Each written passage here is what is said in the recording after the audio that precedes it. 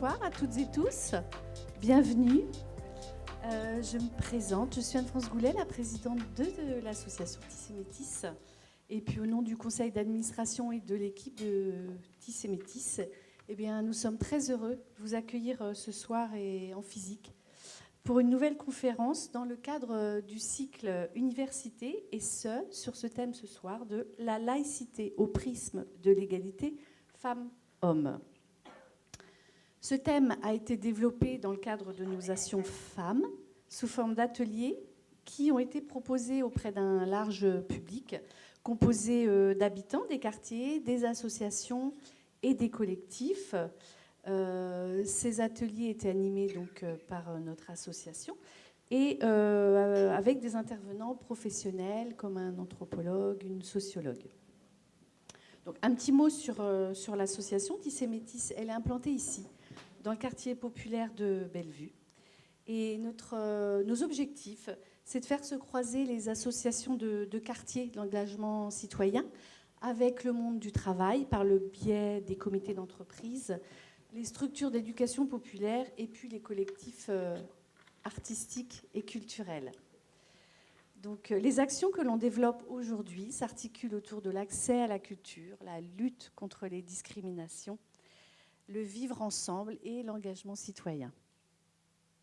Donc, notre association, elle s'est engagée dans ce long combat pour l'égalité de tous les genres depuis la réalisation d'une enquête que l'on a faite en 2017 qui était sur l'égalité et la citoyenneté des femmes dans les quartiers populaires de la politique de la ville. Donc, notre engagement, il se lie chaque jour au travers de nos actions. Et comme il est dit dans l'édicto de la Gazette numéro 3, pour nous, l'égalité, ce n'est pas une définition portée au dictionnaire, comme de nombreux mots qui n'auraient qu'un sens figuré.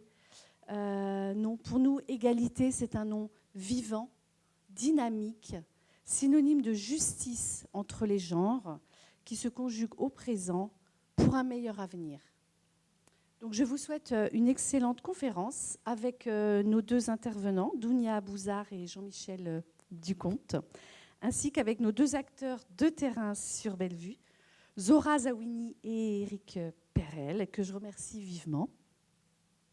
Cette conférence va être animée par Marie-Hélène Nivolet, voilà, à qui je passe la parole. Merci. Mais le micro aussi. Non, c'est pas celui-là. Ah, t'as pas pris le mien. Ok. Alors, bonsoir à tous. Donc, Tissé Métis essaye toujours, dans les différentes formes d'action qu'elle a, de croiser ce qui peut être un regard approfondi d'experts avec des regards différents. Et vous verrez que les deux approches par rapport aux deux intervenants qui ont été choisis sont complémentaires et viennent enrichir notre réflexion, et toujours en relation avec le terrain, toujours en relation avec en quoi le terrain interroge les questionnements plus théoriques et en quoi les apports plus théoriques viennent enrichir la réflexion pour l'action, puisque pour l'action, c'est au cœur de ce qu'on veut faire pour lutter contre les discriminations de toutes sortes.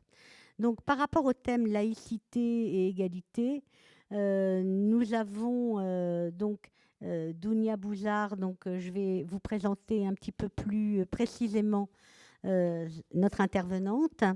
Donc là, qui est là en tant qu'expert. C'est une ancienne éducatrice qui a repris des études et qui est très attachée à la relation entre la théorie et la pratique. Et donc, c'est complètement en cohérence avec notre approche. Elle est toujours dans l'accompagnement des acteurs de terrain par rapport aux questions d'identité et de religion. Et elle est également membre elle était membre, quand il existait, de l'Observatoire national de la laïcité. Et elle est aujourd'hui membre elle vous en parlera elle-même, de la Vigie de la laïcité qui a été créée depuis que l'Observatoire a été fermé. Jean-Michel Ducomte, à côté, donc, qui est avocat honoraire. Il est professeur à l'Institut d'études politiques de Toulouse et il était lui aussi membre du Haut Conseil à l'égalité entre hommes et femmes. Voilà. Il est également ancien président national de la Ligue de l'enseignement. Zora Zaouni, donc, qui est responsable d'une association de quartier que certains d'entre vous connaissent, Til Alpaga. Elle était à l'origine de la création de l'association il y a 28 ans. Et donc, c'est donc bien forte de ces 28 ans de pratique qu'elle va pouvoir parler. Et notre dernier intervenant, Éric Perel, il est membre de l'association Accord, directeur d'une maison de quartier et d'un espace de loisirs sur Bellevue, la META et le CSC Bellevue. Voilà. Les questions qu'on pourrait se poser quand on se pose ces questions de croisement entre la question de la laïcité et de l'égalité homme-femme.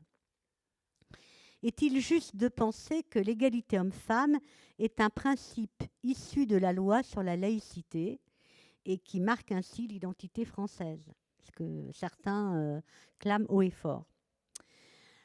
En quoi le principe de laïcité a-t-il ou non contribué dans notre histoire à l'émancipation des femmes, à l'égalité? Sinon, quels en ont été les moteurs? Les trois grandes religions monothéistes sont-elles toutes et toujours aujourd'hui un frein à cette égalité? Comment ce débat les traverse-t-il également? Comment se vit ailleurs en Europe, dans les pays non laïques, la question de l'égalité homme-femme? Faudrait-il changer la loi de 1905 pour y ajouter cette notion d'égalité homme-femme? Ou faut-il le mettre dans notre Constitution? Et enfin, comment ce lien entre laïcité et égalité homme-femme est-il parfois instrumentalisé dans les discours politiques et fermant et médiatiques et fermant de confusion dans le quotidien, y compris par rapport à nous-mêmes? Enfin, on est souvent pris un peu au dépourvu par rapport à certains débats. Eh bien, la parole est à Jean-Michel Lecomte. Bonjour et merci de cette invitation. Et merci aussi de ce débat. Ce ne sera pas une polémique, ce sera un véritable débat avec Dounia, parce que nous partageons les mêmes convictions et nous partageons les mêmes détestations lorsqu'on évoque la question de la laïcité. Donc, vous aurez une convergence de points de vue, mais à partir d'expériences différentes. Alors, je voudrais d'abord essayer de situer un petit peu le cadre premier du débat. Je n'évacuerai pas le second, qui est l'égalité femmes-hommes, compte tenu par ailleurs du fait que j'ai été pendant 6 ans membre du Haut Conseil d'égalité entre les femmes et les hommes. Mais je voudrais d'abord parler de la laïcité pour savoir à peu près de quoi on parle. Alors d'abord, par quelques affirmations de principe. La laïcité, c'est une liberté. La laïcité, c'est une démarche d'émancipation. La laïcité, c'est une démarche de désassignation. Elle offre la capacité de se désassigner, de sortir de l'univers dans lequel on s'est développé, sa pensée s'est développée. On peut y revenir. Il n'y a aucune assignation à résidence dans le cadre de la laïcité. Et c'est important de le rappeler, cela, parce que j'ai un peu le sentiment à l'heure actuelle que pour beaucoup, la laïcité, c'est une somme d'interdits. De se vêtir de façon particulière, de se nourrir de façon particulière. Ça peut être le fait des religions, effectivement, de poser des interdits. La laïcité a pour principe de laisser les individus, hommes ou femmes, libres dans les limites de l'ordre public, de ce que sont leurs convictions et leurs comportements. Alors, elle tient d'où la laïcité? Il me semble, je résumerai à l'essentiel, dès lors que c'est par ailleurs un concept d'origine juridique, qu'elle a deux origines juridiques, complémentaires et successives. La Déclaration des droits de l'homme et des citoyens du 26 août 1789 et bien évidemment la loi du 9 décembre 1905, qui n'est pas une loi sur la laïcité, qui est une loi de séparation des églises et de l'État. Le terme de laïcité ne figure à aucun moment dans la loi de 1905. Pourquoi d'abord la Déclaration des droits de l'homme et du citoyen du 26 août 1789? Parce que au moins 3 articles importants de cette loi disent des choses sur la laïcité. L'article 1er d'abord, les hommes naissent et demeurent libres et égaux en droit.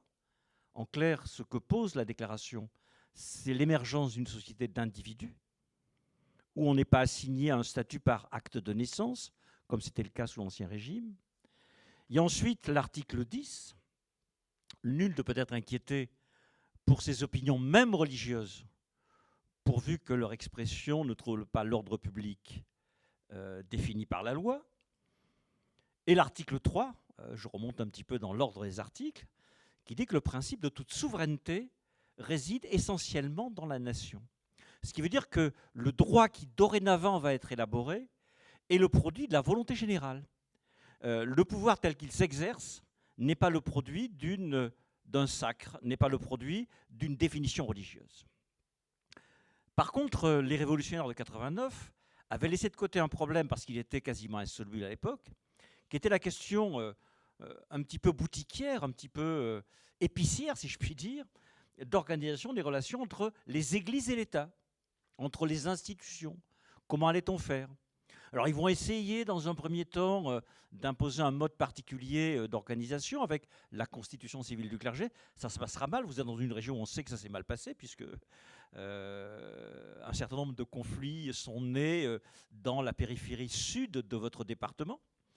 Il y a eu même des guerres dites de Vendée à un moment déterminé. Et finalement, tout ça va se résoudre par une sorte de cote maltaïe, mais pas complètement inintelligente, avec le Concordat de Bonaparte qui, en 1801, dit grosso modo, on va financer les cultes qui existent à un moment déterminé, leur donner un statut de service public, et puis on va les contrôler par ailleurs. Ça va tenir jusqu'en 1905, enfin jusqu'en 1904 en réalité, où on se dit il faut peut-être sortir de cette logique de publicisation des cultes qui avait été organisée par le Concordat.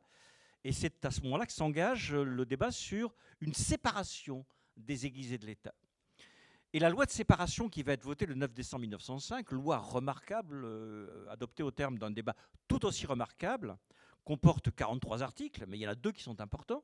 C'est le titre premier, qui s'appelle « Principe », c'est pas sans raison. Je vous cite les 2 articles. Article 1er. La République assure la liberté de conscience. La République garantit le libre exercice des cultes. Donc, retenez-les bien. La laïcité, ou le principe de laïcité tel qu'il résulte de la séparation des églises et de l'État, repose sur la liberté de conscience. C'est en fait la reprise, un petit peu adaptée, de l'article 10 de la Déclaration de 1789. Et l'article 2 de la loi de séparation qui dit « La République ne reconnaît, ne salarie, ni ne subventionne aucun culte ». En fait, la République garantit la liberté de croire ou de ne pas croire, mais par ailleurs, elle ne finance pas la croyance. Chaque croyant doit financer le culte auquel il appartient. C'est réduit à l'essentiel la laïcité telle qu'elle s'est imposée en France au terme de quasiment 2 siècles d'histoire, telle qu'on la vit encore aujourd'hui. Donc c'est une démarche parfaitement libérale, parfaitement émancipatrice. Sauf que les choses ont un petit peu changé, ont un petit peu bougé en France, notamment au tournant des années 80-90. Et le débat s'est focalisé sur une religion particulière qui est l'islam. Et sur les signes d'appartenance qui pouvaient être les marqueurs de cette religion particulière. Je ne reviens pas sur les débats qui ont eu lieu, sur les textes qui ont été votés. Je me limiterai simplement à dire que dans cette période, s'est opéré une sorte de bouleversement dans la vision que l'on pouvait avoir de la laïcité. Certains ont pensé que la laïcité pouvait être une mesure destinée à cantonner, à encadrer les manifestations de cette religion, non pas nouvelle, elle était quasiment aussi vieille que les... Pas tout à fait, elle avait 6 siècles de moins que les autres monothéismes, mais certains ont pensé qu'il fallait fixer des cadres qui permettent en apparence de contenir toutes les formes d'expression religieuse, mais avec en réalité la volonté, dans le discours public c'était très clair, de cantonner les manifestations d'appartenance à cette religion particulière. Alors, il faudrait revenir sur les raisons qui l'expliquent.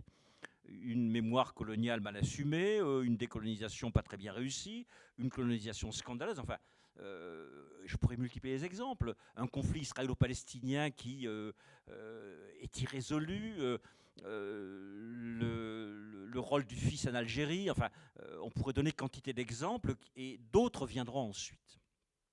Et on a vu à ce moment-là se manifester successivement ce que j'appellerais 3 formes de trahison de la laïcité.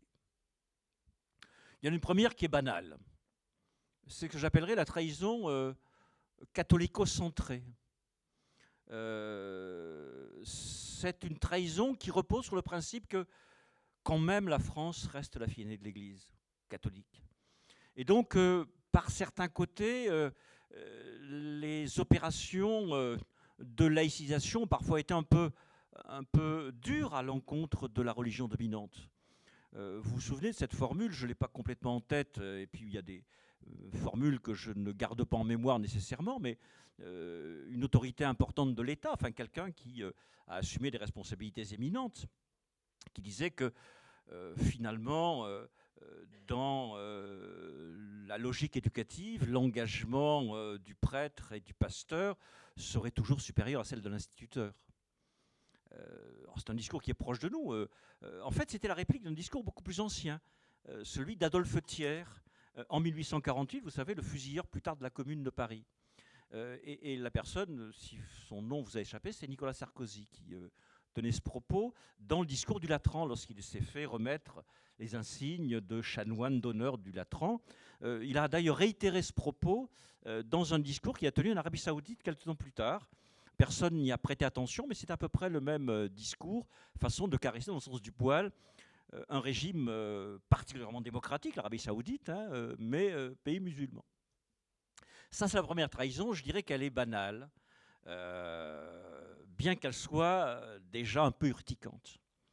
La deuxième trahison, c'est ce que j'ai qualifié de trahison essentialiste. C'est pas une trahison de la laïcité, mais ces gens-là, quand même, se prévalent de la laïcité. C'est celle de l'extrême droite. C'est la trahison zémouriste aujourd'hui, ou zémourienne, ou je ne sais pas comment il faut l'appeler, hein, je ne sais pas si vous l'appelez d'ailleurs. La trahison du Rassemblement national, celle du Comité laïcité république parfois. C'est une trahison qui repose sur l'idée qu'existerait une identité nationale. Et que tout comportement qui aurait un certain degré de singularité par rapport à cette identité ne serait acceptable qu'à condition de faire acte de capitulation devant une identité nationale fantasmée. C'est un discours qu'on a entendu il y a quelques années. Et puis il y a la tradition essentialiste. Alors c'est la plus dérangeante parce qu'elle se prévaut des principes républicains. Je mettrai des noms d'ailleurs sur cette trahison. C'est Manuel Valls par exemple. C'est peut-être aujourd'hui, enfin, il a des responsabilités ministérielles, mais après tout, prenons-le pour ce qu'il dit. C'est Jean-Michel Blanquer. C'est des gens qui considèrent que l'islam serait par essence, que les musulmans seraient par essence porteurs d'une conviction qui serait irréductible au principe de laïcité.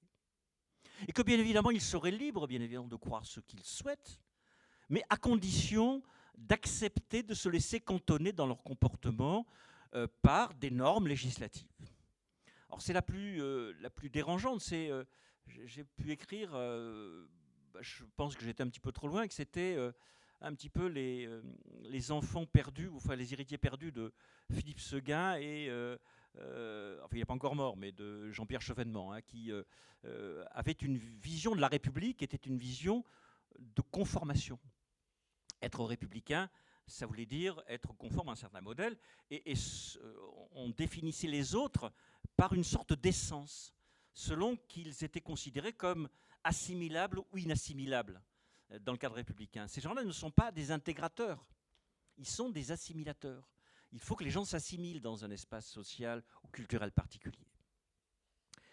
Et aujourd'hui, nous vivons finalement un petit peu victimes de ces trahisons, avec la multiplication de textes législatifs, non pas qui vident la laïcité de ce qu'est son essence, parce qu'il y a une essence de la laïcité, du principe de laïcité, mais qui ont quelques difficultés à la rendre reconnaissable, puisque leur démarche législative se traduit essentiellement par la formalisation d'interdits. Alors, certains sont des interdits qu'on peut considérer comme pertinents ou justifiés. Je pense à la loi du 15 mars 2004 sur le port de signes d'appartenance religieuse à l'école, encore que ça aurait mérité un débat de nature un petit peu différente, mais après tout, pourquoi pas. Mais il y a ensuite les textes sur l'interdiction de se voiler le visage. Cette immense hypocrisie, puisque tout le monde savait pertinemment que c'était une loi contre le voile intégral, mais non. Il faut dire que le Conseil constitutionnel l'aurait retoqué, ou la Cour européenne des droits de l'homme. Donc on en a fait une loi sur l'interdiction de se dissimuler le visage. Mais on peut ajouter également la loi du mois d'août 2021 qui renforce les principes républicains, enfin, où il y a à peu près de tout à l'intérieur.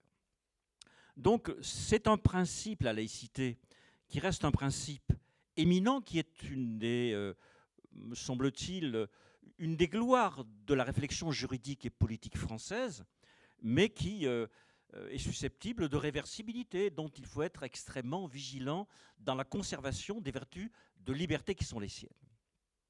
Mais je viens à la question quand même importante de savoir en quoi ce principe est de nature à servir à l'égalité femmes-hommes. Alors d'une part, la question de l'égalité femmes-hommes, et je répondrai un petit peu très rapidement à la première question, elle ne figure pas dans la loi de 1905. Et j'allais dire heureusement qu'elle n'y figure pas. Elle n'y figure pas parce qu'elle part du principe, au moins ses rédacteurs, et je pense à Jean Jaurès en particulier, considéraient que ça allait de soi, que l'égalité femmes-hommes était quelque chose qui relevait de l'essence de la laïcité. Sauf que j'y reviendrai, ce n'est pas tout à fait ce qui s'est passé ensuite. Donc elle ne figure pas dans la loi. Et la loi, même aujourd'hui, me semble-t-il, n'aurait rien à gagner à s'adjoindre l'égalité femmes-hommes, parce que ce serait faire jouer au principe de laïcité un rôle qui n'est pas nécessairement le sien. Mais le principe de laïcité a, au-delà des textes qui l'organisent, contribué à l'émancipation des femmes. La plupart des grandes lois au terme desquelles cette émancipation des femmes s'est faite sont des lois qui portent le label de la laïcité. La loi Veil est une loi laïque qui met en place, qui dépénalise l'interruption volontaire de grossesse. C'est pas une question d'égalité femmes-hommes, mais ça y renvoie, ça renvoie aux logiques de genre. La loi Taubira de 2013 est une loi laïque, celle qui autorise le mariage indépendamment de l'orientation sexuelle ou la logique genrée des personnes qui se marient. Et on pourrait citer quantité d'autres textes. Quasiment tous les textes au terme desquels les femmes ont progressivement obtenu une émancipation sont des lois d'inspiration laïque. Je pense en particulier à la loi de 1938 qui accorde enfin à la femme mariée la plénitude de ses droits civils et civiques, enfin civils surtout. Donc incontestablement, la laïcité a été un moteur favorisant l'émancipation féminine. Mais c'est un moteur qui a eu des ratés quand même. Et je reviens à la loi de 1905. Vous savez peut-être qu'en 1908 a eu lieu en France un débat sur le droit de vote des femmes. Et que, vous le savez aussi, ce débat n'a pas permis le vote de la loi qui était en débat devant le Parlement, et qu'il a fallu attendre 1944, une ordonnance d'Alger, pour que les femmes accèdent à ce droit civique fondamental qu'est le droit de vote. Et c'est intéressant de voir ce qui s'est passé en 1908. En 1908, c'est une proposition de loi de la droite parlementaire catholique qui demande à ce que les femmes aient le droit de vote. Et qui est-ce qui va faire obstacle au droit de vote des femmes? C'est les radicaux. Au sein de la majorité sénatoriale, au travers d'un argument qui était baladé par les radicaux de façon permanente, les femmes votent comme leur mari, donc ça ne sert à rien de leur donner le droit de vote, ou les femmes votent comme le curé leur dit, et c'est dangereux. Et donc il y avait l'idée dans l'esprit des radicaux que les femmes n'avaient pas la liberté ou l'intelligence suffisante pour faire usage du droit de vote.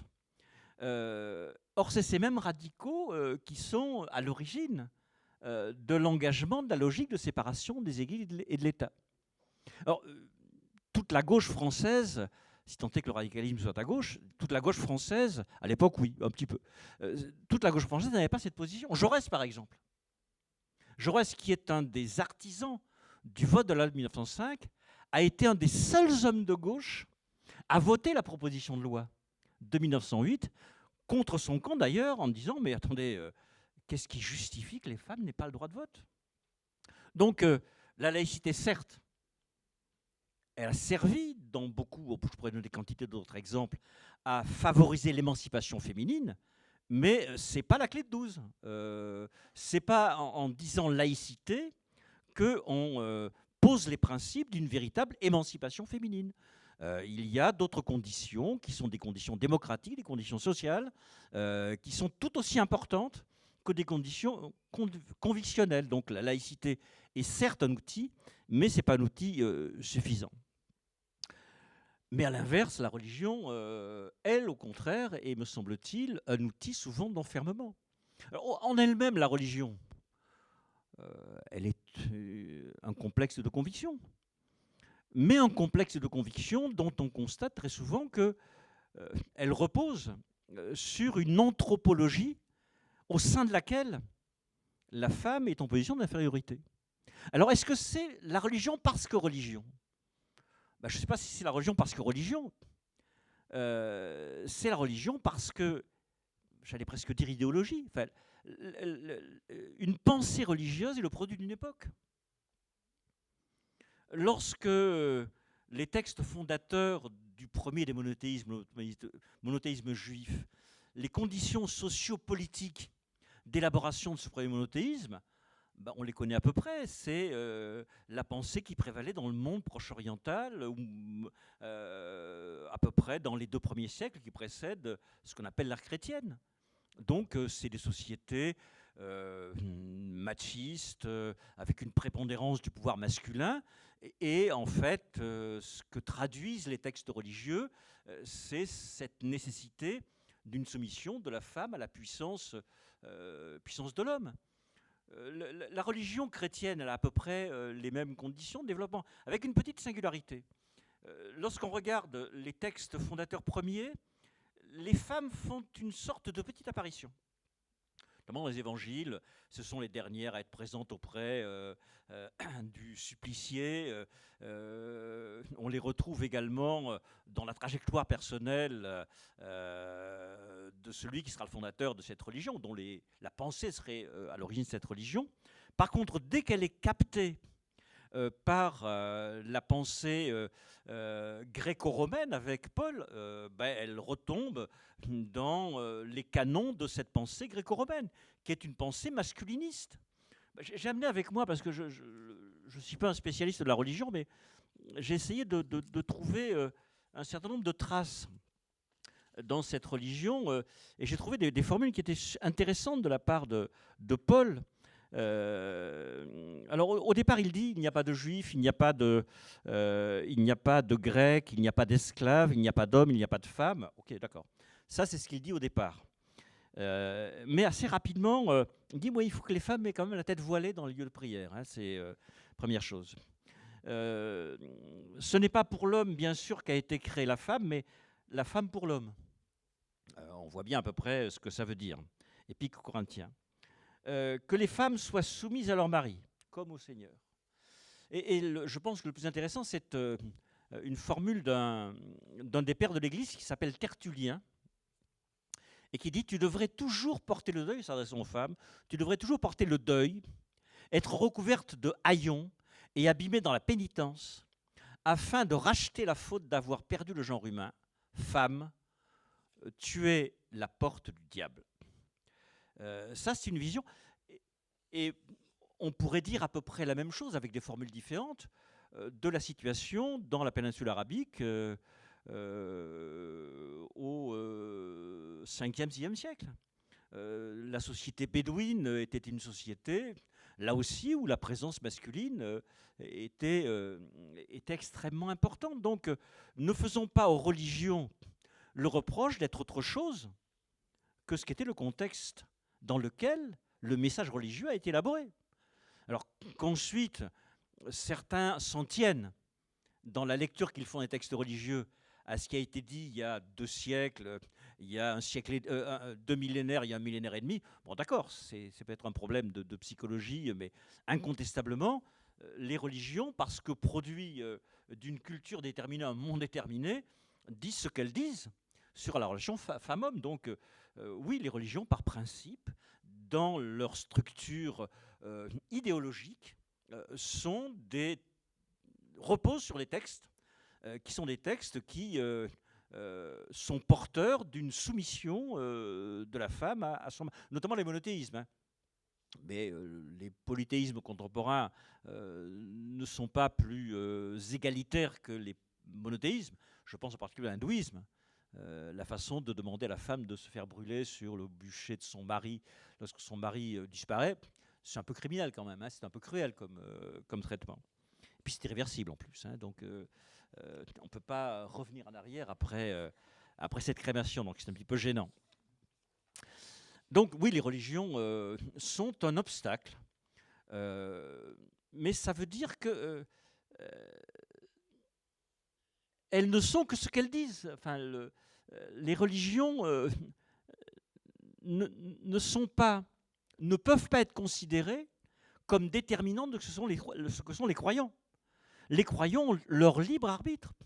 Donc, il y a effectivement des croyants qui arrivent à adapter leurs convictions au regard de ce qu'est l'univers social qui les entoure. Donc, là aussi, n'essentialisons pas, ne considérons pas que parce que, par origine historique, une religion étant née dans tel contexte, elle a tel contenu, elle détermine les croyants à avoir en permanence les contenus littéraux qui étaient ceux de l'élaboration du message initial. Donc, ne distinguons en permanence le message dans sa rédaction initiale et le comportement du croyant à l'égard des enseignements du message. Ce n'est pas tout à fait la même chose. Et je pense qu'en permanence, il faudra avoir cette vision à l'esprit.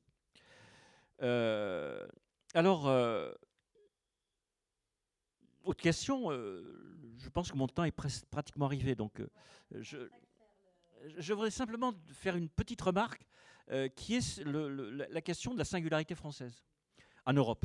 Tout le monde dit il y a une exception laïque française. J'espère que non, parce que s'il y a une exception, c'est qu'il y a une règle. Et donc, s'il y a une règle, c'est que la règle est différente de l'exception. Et donc, la règle, ce serait la non-laïcité. Il n'y a pas un modèle laïque français non plus. Quasiment tous les pays ont un jour ou l'autre connu la laïcité, mais lorsqu'on parle de l'Europe, sachez qu'aussi bien sur le terrain de la laïcité que de l'égalité femmes-hommes, il y a de profondes différences. Et très souvent, l'un va avec l'autre. Par contre, là aussi, on s'aperçoit qu'il y a une sorte de miroir. Je citerai quelques droits ou quelques possibilités. En ce qui concerne, par exemple, l'interruption volontaire de grossesse. Je parle que de l'Union européenne. C'est interdit à Malte. C'est à nouveau interdit en Pologne. Et c'est extrêmement limité en Finlande. Et il y a beaucoup de pays pour lesquels ça a été très tardif. En Irlande, au Portugal. Et il y a des réversibilités, notamment sur la durée, le nombre de semaines écoulées pour procéder à une IVG ou les conditions ou les motifs pour lesquels l'IVG est permise. Donc, il n'y a malheureusement pas d'unité. Et très souvent, les pays au sein desquels la confessionnalité la plus puissante sont ceux au sein desquels, bien évidemment, la laïcité est la moins implantée et où, par ailleurs, les droits des femmes sont les moins respectés. Le cas de la Pologne ou de la Hongrie à l'heure actuelle, ou la Slovaquie, la Slovénie le démontrent. Donc voilà un petit peu quelques éléments de réflexion sur le sujet.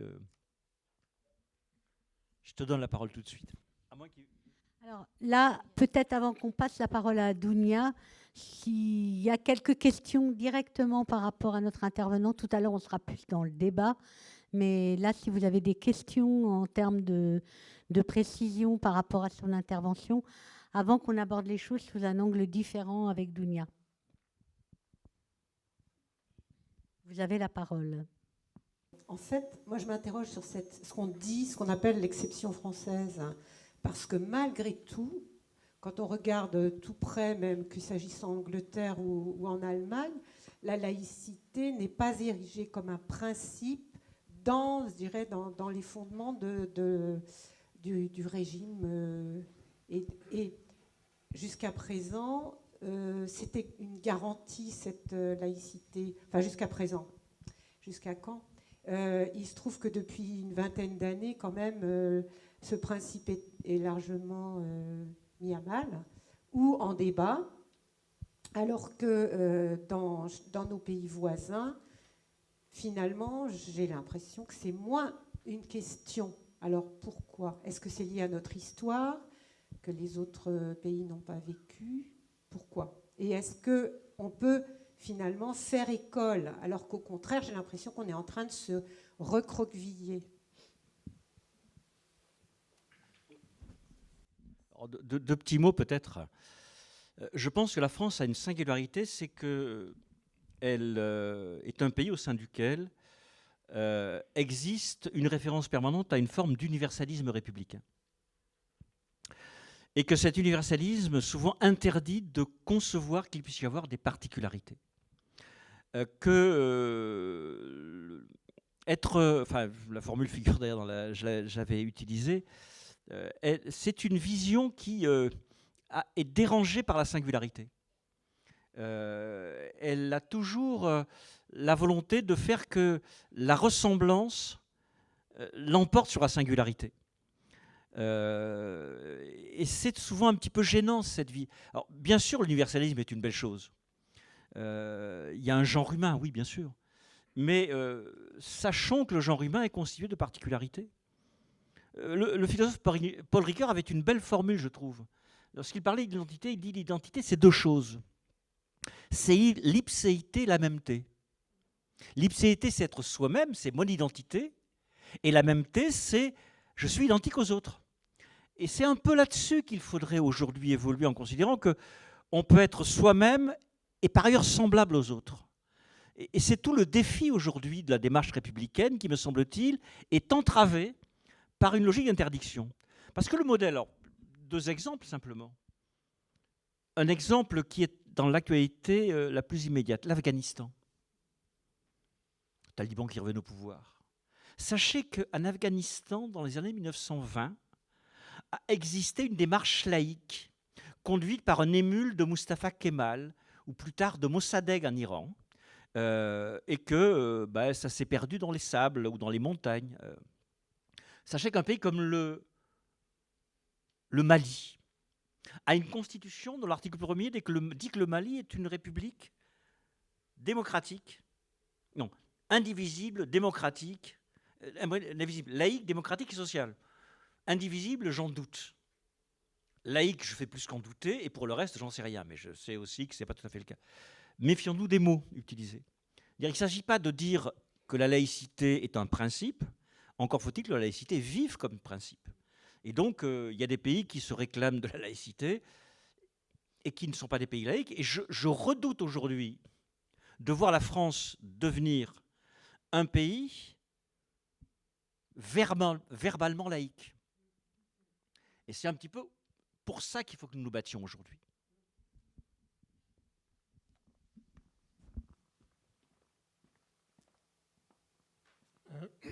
Petite question, Jean-Michel, tu n'as pas parlé de la loi Fallou. Pour toi, la loi Fallou était une loi laïque. Et aujourd'hui, de par ce principe de financement de toutes les écoles sous certaines conditions, y a-t-il égalité de financement de toutes les écoles d'obédience, qu'elles soient de toutes les religions? La réponse est non. La réponse est non. Alors, la loi Fallou, c'est la loi Debré. Hein. Donc, parce que la loi Fallou, elle n'est pas laïque. Hein. C'est Adolphe Thiers, quand même, et Fallou qui sont à l'origine de cette loi de 1850. La loi Debré, non, elle n'est pas égale. Alors, d'une part, il n'y a que certaines écoles privées confessionnelles qui sont financées, celles qui sont sous contrat. Et on sait pertinemment que dans le financement, c'est à 90% des écoles confessionnelles catholiques qui sont financées. Et je sais que très souvent des écoles, notamment musulmanes, Alors, il y en a sous contrat, hein, il y en a, je crois, à Nantes aussi, des écoles sous contrat. Bien sûr, il y a même une université, comme à Strasbourg. Donc, mais le problème, souvent, c'est que les pouvoirs publics ont une sorte de prévention contre les structures d'enseignement confessionnelles non catholiques, ou non chrétiennes, hein, puisque protestants sont aujourd'hui bien traités. Ou même juives, les écoles juives sont plus facilement financées, mises sous contrat. Donc il n'y a pas une véritable égalité. Par contre, je crois qu'au-delà de cette question de l'égalité se pose la question des écoles hors contrat. Alors, on en fait quoi? Et malheureusement, souvent, les écoles musulmanes sont hors contrat parce qu'il y a des difficultés à obtenir cette logique contractuelle. Et on sait pertinemment qu'elles peuvent être captées par des dérives minoritaires au sein de la communauté musulmane avec les conséquences qui s'y attachent. Oui, moi je suis Corinne Provost de l'association Femmes Solidaires. Donc, Femmes Solidaires, qui est un mouvement féministe universaliste. Donc, je voudrais, par rapport à ce que vous avez, présenté sur l'universalisme républicain, qui serait une contrainte un empêchement aux singularités, m'inscrire un peu en faux par rapport à ça. Alors, je ne dis pas que certains ou certaines peuvent instrumentaliser, hein, tout comme pour la laïcité, hein, des notions généreuses, parce que moi je considère que l'universalisme tel que nous, en tout cas, on se positionne, c'est une conception qui tire vers le haut tous les droits des femmes, donc dans l'idée qu'il n'y a pas justement de géométrie variable, de considération des droits des femmes dans la notion universaliste, même bien évidemment en considérant que les femmes ne vivent pas toutes les mêmes situations, mais qu'on aspire à l'égalité des droits pour toutes, quelle que soit leur situation, ce qu'elles vivent, leurs origines. Et donc, c'est une vision la plus favorable à toutes. Hein, voilà.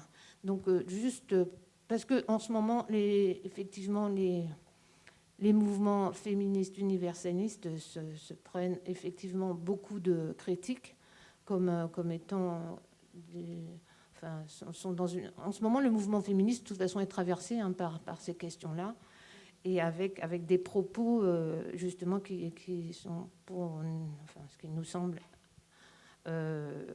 dangereux, hein, pour les droits des femmes. Voilà. Et puis, effectivement, je voulais juste préciser, en tout cas, appuyer le fait qu'effectivement, les droits des femmes sont évolutifs en fonction de l'histoire de chaque pays. Hein. Comme vous dites que la Pologne, effectivement, aujourd'hui, elle vient de regagner, hein, le droit à l'IVG, mais elle l'avait perdu. Mais c'était le premier pays en Europe à avoir eu l'IVG. Donc c'est pour dire que, voilà, en fonction d'une période plus laïque, hein, justement, ancienne, donc ça peut bouger. Et donc il faut être vigilante. Je vous propose qu'on passe à une petite observation. Autant je pense qu'il faut être attaché à l'universalité des droits. Je dis bien l'universalité des droits. Le fait que chacun ait accès aux droits, toutes les femmes, et qu'on progresse. Autant l'universalisme comme pensée mérite d'être interrogé. Donc, je pense qu'il faut établir cette nuance. Parce que l'universalisme, c'est la négation des singularités culturelles, idéologiques, sociales. Voilà. Voilà, donc... Dounia, à toi. Alors, bonsoir, merci de nous donner l'occasion de penser ensemble, puisqu'il n'y a plus beaucoup de gens qui pensent l'islam. Hein. Une anthropologue, ça part du principe qu'une religion, ça ne parle pas, et que c'est les hommes et les femmes qui font parler les religions. Ça, c'est mon postulat de départ. Et je rajouterai d'ailleurs que, vu ce que les hommes en ont fait, ce qui m'intéresse plus particulièrement, c'est d'essayer d'étudier ce que les femmes peuvent en faire, comment les femmes peuvent faire parler les religions. Alors, évidemment, je vais me concentrer sur la question de l'islam, puisque c'est ce qui interroge notre société actuellement. les juives et les chrétiennes se sont réappropriés leur texte après la laïcité. Justement, le contexte de la laïcité a amené les juives et les chrétiennes à se réapproprier leurs textes religieux pour s'apercevoir que les textes, les interprétations avaient été faites par les hommes, pour l'intérêt des hommes, bien entendu. Et c'est quand même le cadre laïque qui leur a permis de se réapproprier tout ça et de se dire « mais moi, je ne comprends pas ça de mon texte. C'est pas parce que vous, les hommes, vous avez dit que Dieu avait dit ça ou que c'est cet exemple-là qu'il fallait avoir que c'est la vérité. » Donc, il y a eu tout ce mouvement-là dans l'ancien temps. Qu'est-ce qu'il en est des musulmanes ? Les musulmanes, elles ont été quand même fortement assignées. Elles ont eu des assignations très différentes.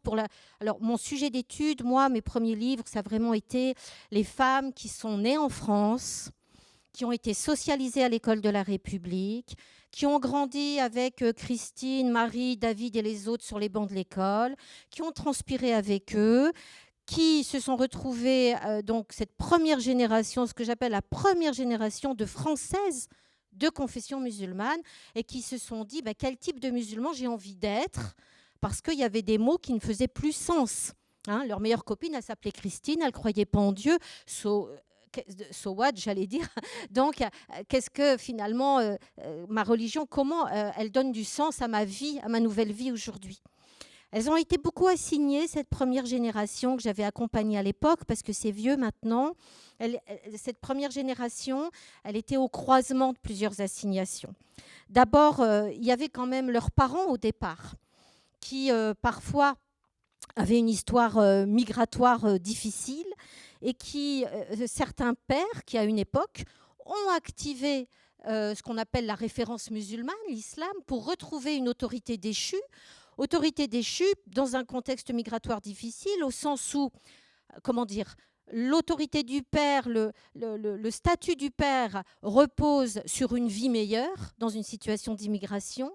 Et quand le père se retrouve au chômage, le chômage n'a pas que des conséquences économiques.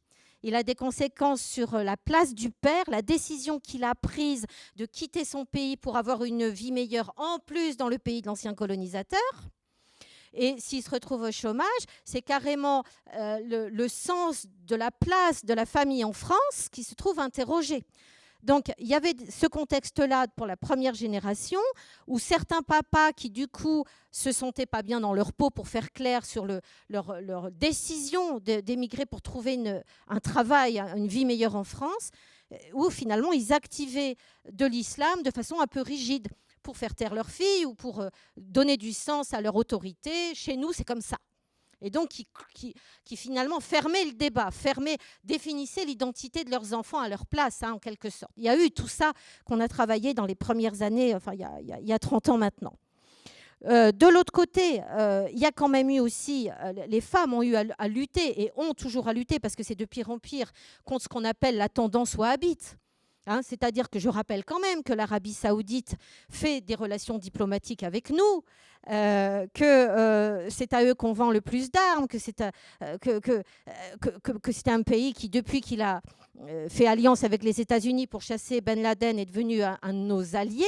Et je rappelle quand même que l'interprétation que l'islam dans ce pays-là, c'est plus une idéologie que de l'orthodoxie. C'est pas de l'islam au pied de la lettre. C'est une idéologie faite par Abdel Wahab au XIXe siècle, qui a repris Mtamia et qui a une idéologie, c'est-à-dire qui va désigner ce qu'est le vrai islam et qui va construire une idéologie où il possède la vérité. Il y a une relation au texte sacré qui détient la vérité. Et sur la question des femmes, ils vont pour, avec les pétrodollars, ils traduisent quand même la plupart des Corans qui sont en Europe. Ils vont avoir une interprétation de l'islam où ils vont séparer les vrais musulmans des autres musulmans, de ceux qui détiennent la vérité à ceux qui sont dans l'erreur.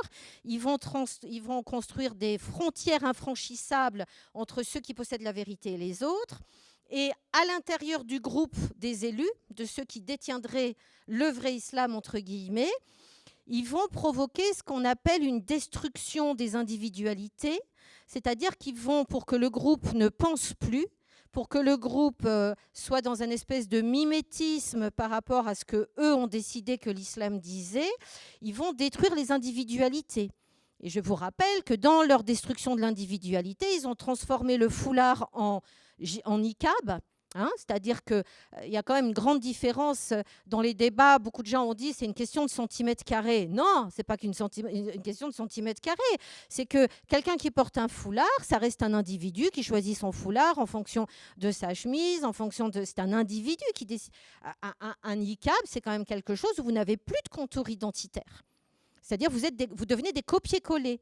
Et quand vous travaillez, puisque j'ai été missionnée pendant 2 ans pour m'occuper des premiers jeunes sur qui Daesh faisait autorité, c'est vrai que le fait de rentrer dans un extrémisme, dans tous les mouvements extrémistes, vous retrouvez la même chose dans les néo-nazis, ça passe par la destruction de l'individu. C'est-à-dire que les individus ne pensent plus, ils ont l'impression de ressentir les mêmes sentiments, d'avoir les mêmes sensations, ils ont le même ennemi global.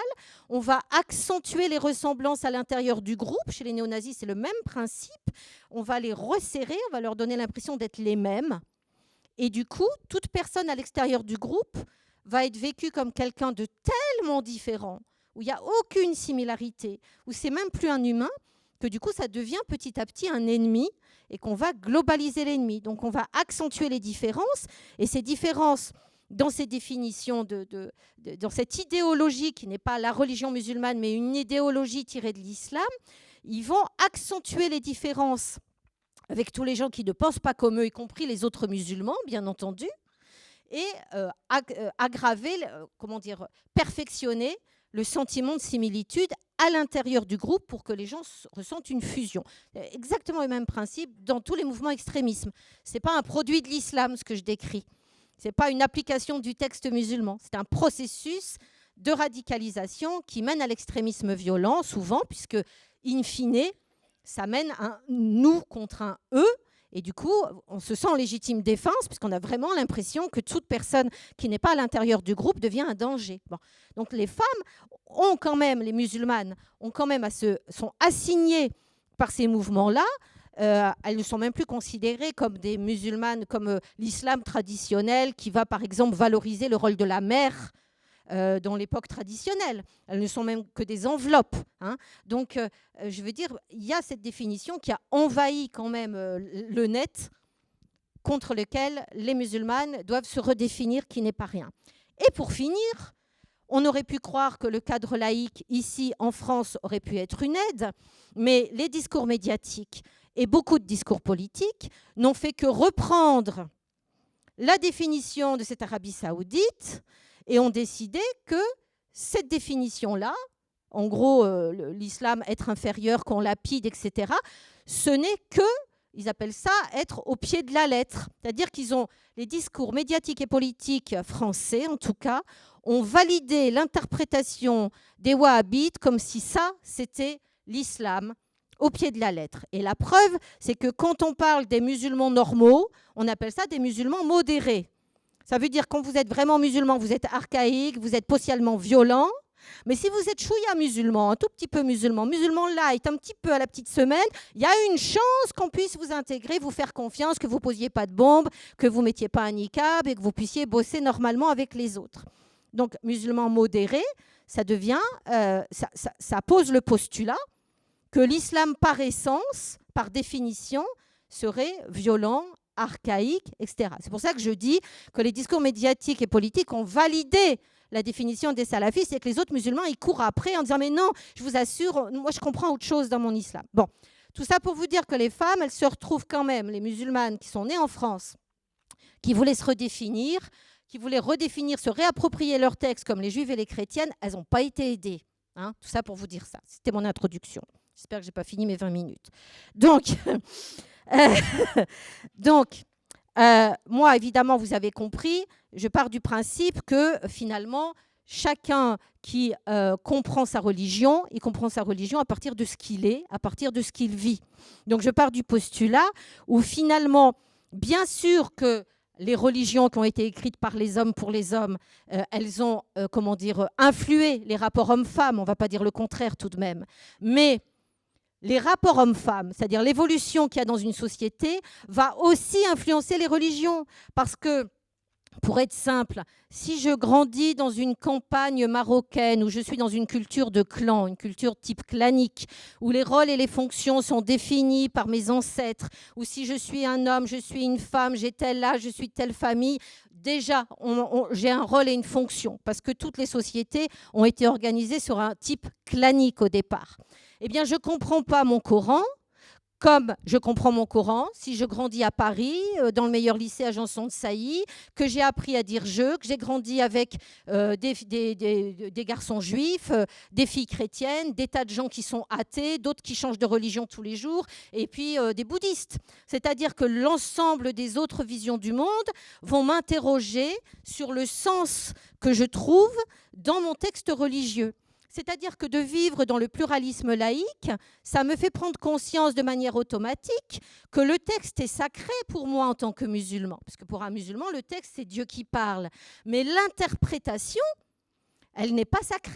L'interprétation, elle est le fruit d'une subjectivité humaine. Et je peux dire à papa, maman, maman, tu sais, toi, tu as compris ça parce que tu vivais dans ton village, donc tu croyais que effectivement Dieu te demandait de rester à la maison, t'occuper des affaires de papa et des enfants.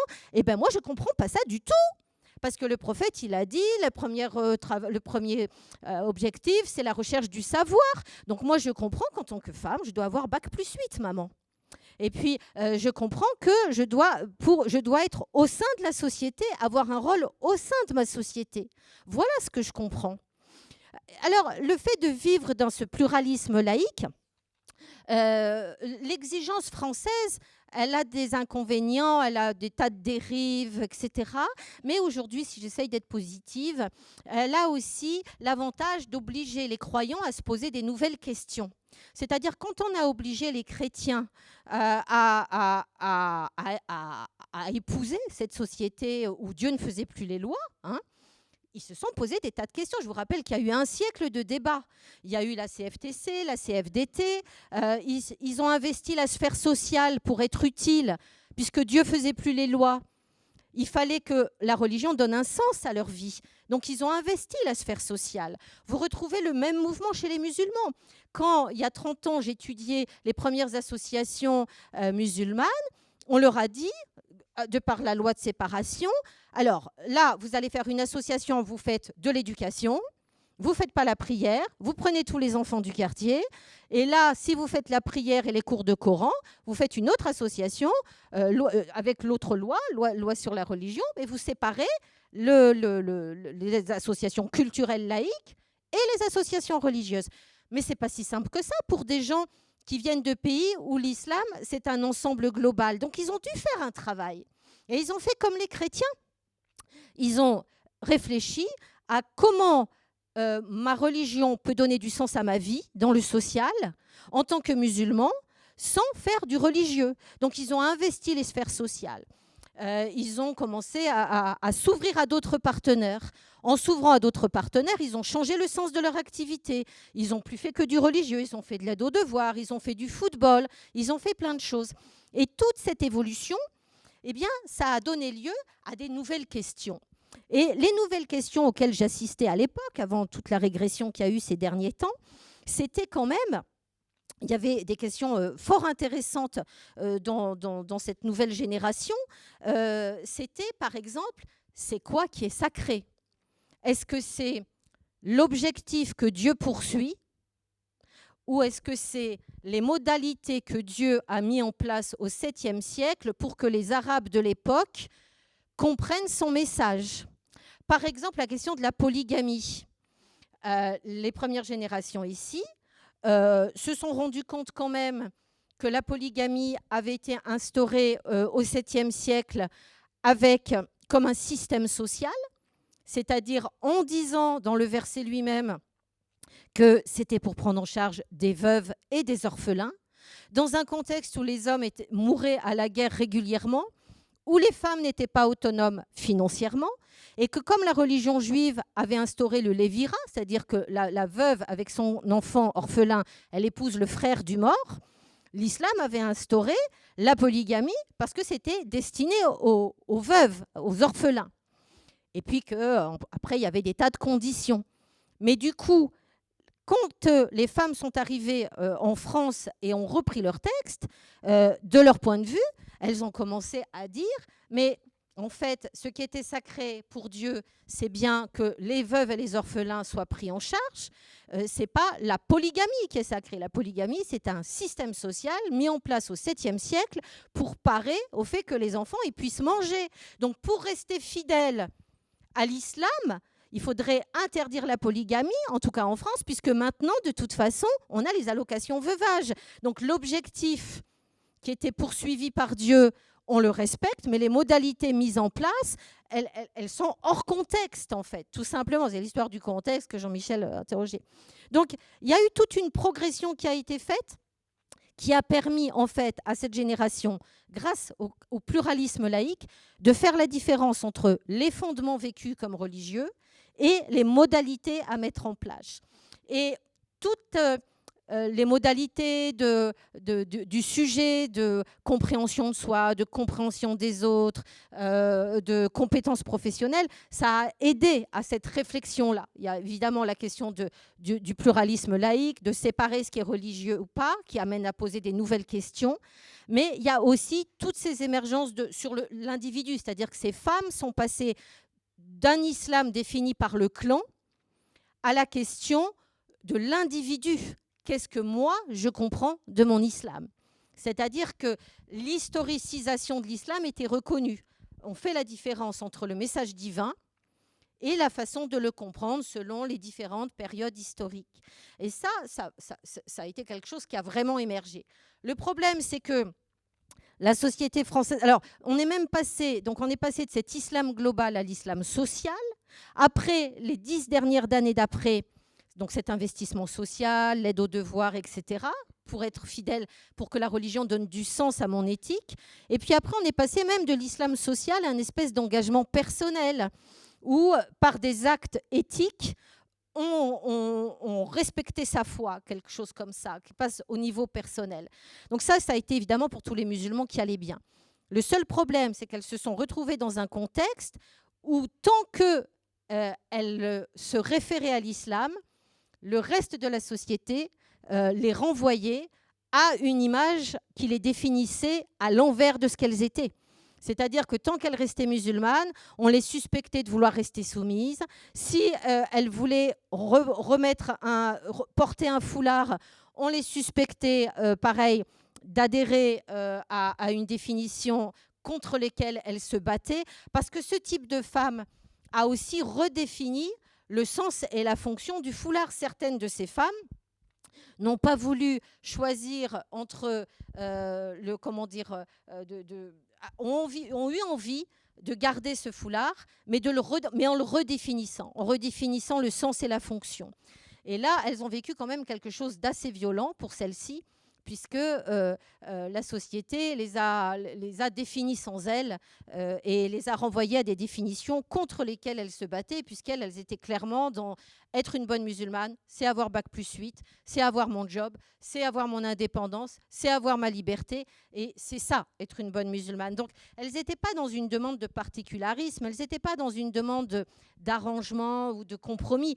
Elles voulaient rejoindre les valeurs communes universelles, justement, d'égalité homme-femme, mais en passant par la référence musulmane. C'est-à-dire qu'elle ne disait pas, elle disait c'est possible de partager des valeurs de modernité. L'islam n'est pas incompatible avec cette modernité. On va vous rejoindre sur des valeurs communes, quel que soit, vous passez par d'autres références. Nous, on passe par l'islam, mais on arrive au même résultat. Et ça leur a été refusé. Et moi, je fais l'hypothèse que ça a été refusé parce que ça remettait en question l'idée de l'altérité de l'islam qu'on a, et ça mettait l'islam finalement comme une autre religion monothéiste qui était capable de produire de la modernité. Bon, enfin, c'est un autre débat. Tout ça pour dire que 5 minutes. Pour conclure, je vous donne juste une illustration. J'avais étudié une association qui faisait du foot avec des femmes, une équipe de foot, de football féminine. Et de fait de réintroduire le sujet, c'est-à-dire de se poser la question, la question de cette génération, ce n'était pas qu'est-ce que l'islam dit. La question de cette génération, c'était qu'est-ce que moi, je comprends que l'islam dit. Et ça réintroduit l'humain. Donc, ça fait prendre conscience que l'interprétation est toujours humaine. C'est quelque chose de fondamental. Parce que la vérité, elle n'est plus dans le texte. On n'applique plus le texte comme une recette, comme un mode d'emploi. On sait qu'on doit réfléchir, qu'on doit penser. Qu'est-ce que je comprends de ce message-là ? C'est comme un texte de Victor Hugo. Vous lisez à 5 ans, à 20 ans, à 40 ans. Le texte de Victor Hugo ne change pas. Mais vous comprenez une nouvelle dimension. Et bien, c'est prendre cette conscience-là sur la question religieuse. Au milieu de gens qui vous disent l'islam il dit ça, l'islam il dit ça, l'islam il dit ça. Parce qu'il y a une croyance partagée sur l'islam comme une essence différente.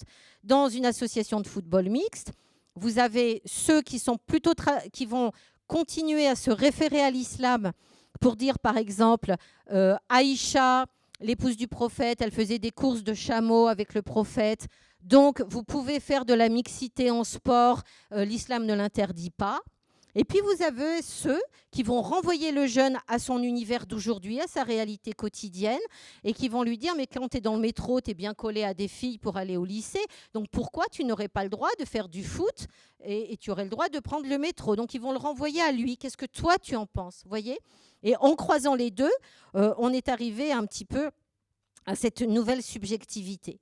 Donc, on va ensuite peut-être communiquer ensemble et interagir ensemble. Mais ce que je voulais dire avec ces quelques éléments que je vous donne, c'est que la difficulté, c'est que les gens ne soient pas définis à leur place et ne se retrouvent pas coincés dans des définitions qui ne sont pas les leurs, qu'il n'est pas à choisir entre être de culture maghrébine parce qu'ils sont d'origine maghrébine et comprendre leur religion à travers une culture qui est celle de leurs parents, ou se détacher de toute référence musulmane pour revendiquer une autonomie, une modernité, un épanouissement, un accès à la culture, un accès au savoir. Et qu'on permette notamment aux femmes de dire que qu'est-ce que l'islam, qu'est-ce que des musulmanes peuvent ressembler aux autres ? Elles peuvent finalement passer par leur religion en étant similaires pour rejoindre un petit peu ce que Jean-Michel a dit. On peut avoir d'autres chemins et être semblable. On n'est pas toujours dans le droit à la différence. En tout cas, le droit à la différence ne doit pas faire croire qu'on n'est pas similaire. C'est qu'est-ce qu'on se ressemble, qu'est-ce qu'on a envie des mêmes valeurs, mais ne nous obligez pas à prendre vos références pour partager vos valeurs. En gros, c'est redire la même chose, mais d'une autre façon. Voilà, je vous remercie.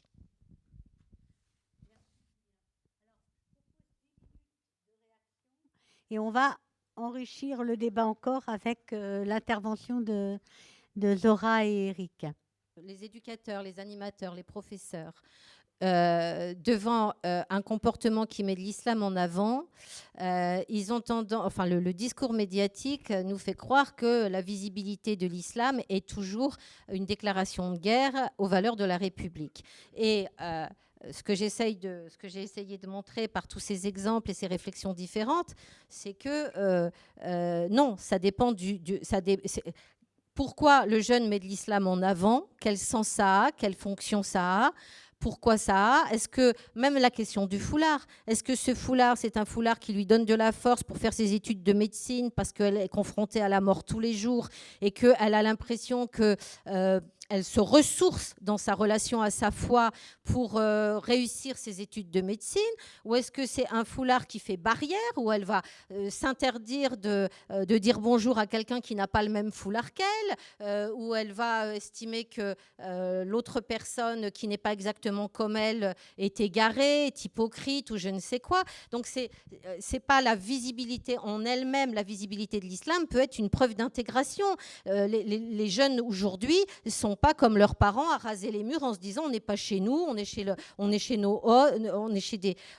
passage, on est invité. Non, les jeunes ils sont français à part entière, ils connaissent leurs droits, ils connaissent souvent les règles de la laïcité parce que justement quand ils sont militants associatifs, on leur a demandé de faire la séparation, donc ils ont été étudier la laïcité.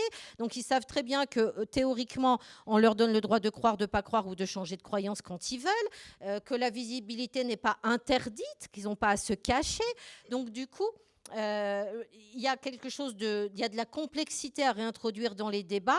Il y a eu des rapports comme quoi toutes les activités de sport, c'était des islamistes qui veulent imposer la loi divine en France, ou pire, des camps d'entraînement pour les djihadistes, et que dès qu'il y a un musulman qui a une barbe et qui fait des cours de boxe, il faut faire attention parce que ce serait un entraînement du djihad. Je trouve ça très grave parce que justement, c'est ce que j'ai dit, les chrétiens aussi sont passés par un besoin de se positionner comme chrétiens qui s'occupaient des autres citoyens. C'est-à-dire c'est comment dire, en se basant sur la solidarité, le besoin d'être utile pour les autres, qu'ils ont investi le champ social. Enfin, il y a eu la JOC, il y a eu la CIMAD, il y a la CIMAD, il y a eu... Et après, la question, c'est est-ce que c'est en tant que chrétien ou en chrétien? C'est-à-dire, est-ce que vous faites des associations chrétiennes pour vous occuper des autres, ou est-ce que vous vous mélangez avec plein d'autres? Les musulmans sont exactement à cet état de réflexion. Ils essayent de se mélanger avec d'autres. Le problème, c'est que quand ils essayent de se mélanger avec d'autres, les autres n'ont plus de subventions parce qu'eux, ils sont là. Il suffit qu'il y ait une fille voilée dans le conseil d'administration et c'est terminé. Donc, je veux dire, on est exactement à ce tournant. Et de réduire la visibilité musulmane à une déclaration de guerre envers la République, ça me semble très dangereux. Et en plus, ça alimente les discours radicaux qui, justement, disent, vous voyez bien que leur laïcité, c'est une laïcité à deux vitesses. Vous voyez bien que les juifs peuvent mettre leur kippa et les filles ne peuvent pas mettre leur foulard. Vous voyez bien que les écoles ne sont pas financées pareil. Vous voyez bien que... Et du coup, non seulement... c'est contre-productif pour la réappropriation des textes, etc., des générations qui pensent en français, qui aiment en français et je sais pas moi, et qui travaillent en français. Non seulement ça les ralentit dans leur envie d'être à la fois français et musulmans parce qu'on leur demande tout le temps de faire un choix, mais en plus de ça, ça donne du pouvoir aux discours Internet qui sont à 90% de l'Arabie Saoudite pour séparer les jeunes, pour leur dire, vous voyez bien qu'ils ne veulent pas de musulmans parce que ça alimente. Bon, donc...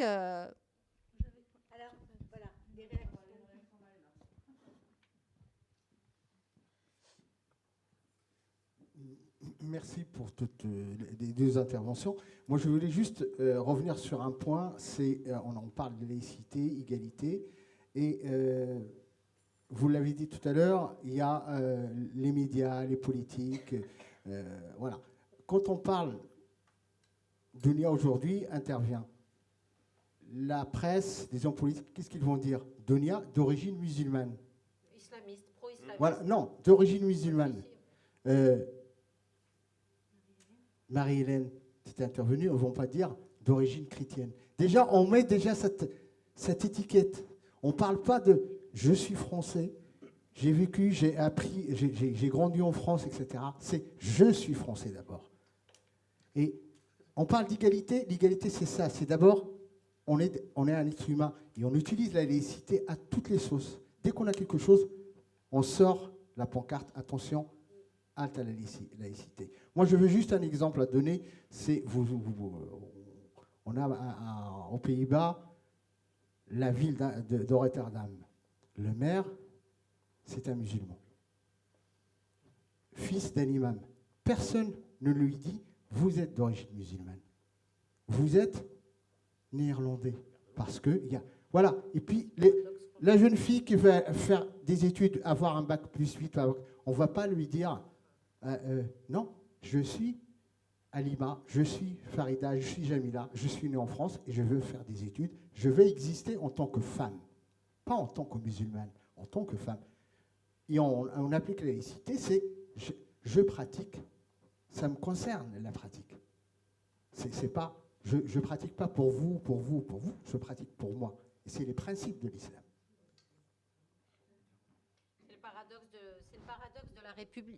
C'est le paradoxe de la France. C'est-à-dire que normalement, ce principe d'universalité, de citoyen égal, on a un décalage entre les représentations, les relations et les principes de la République. C'est comme la question de l'égalité et c'est comme la question de la fraternité.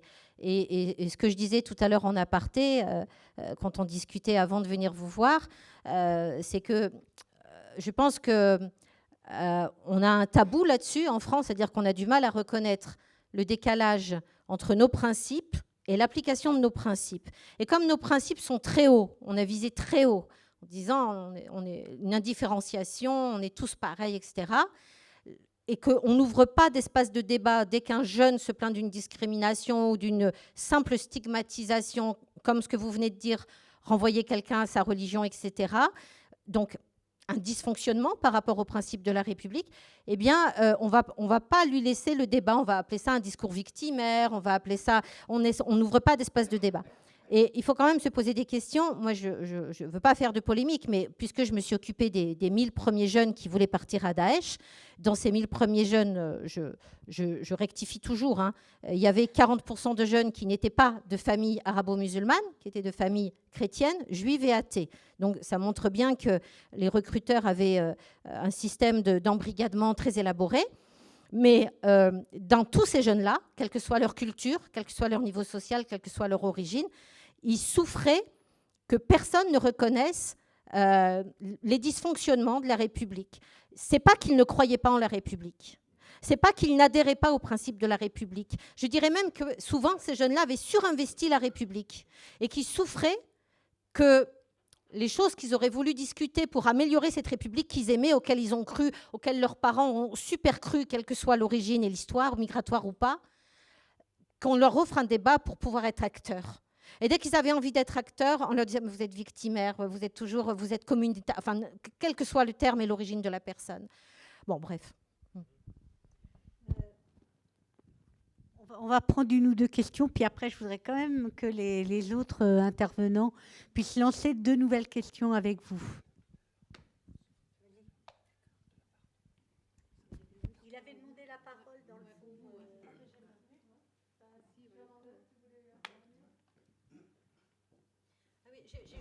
Pardon, j'ai juste oublié, parce que la fin de ma phrase, c'était quand même, il faut quand même se poser des questions. Je vous rappelle que la France, on était en haut du hit parade pour les jeunes qui sont partis à Daesh. Hein. Juste, je ne sais pas si vous êtes au courant, 24 000 appels de famille au numéro tenu par la police. Vous savez ce que ça veut dire ? 24 000 en 2014 par la police. Ça veut dire quoi ?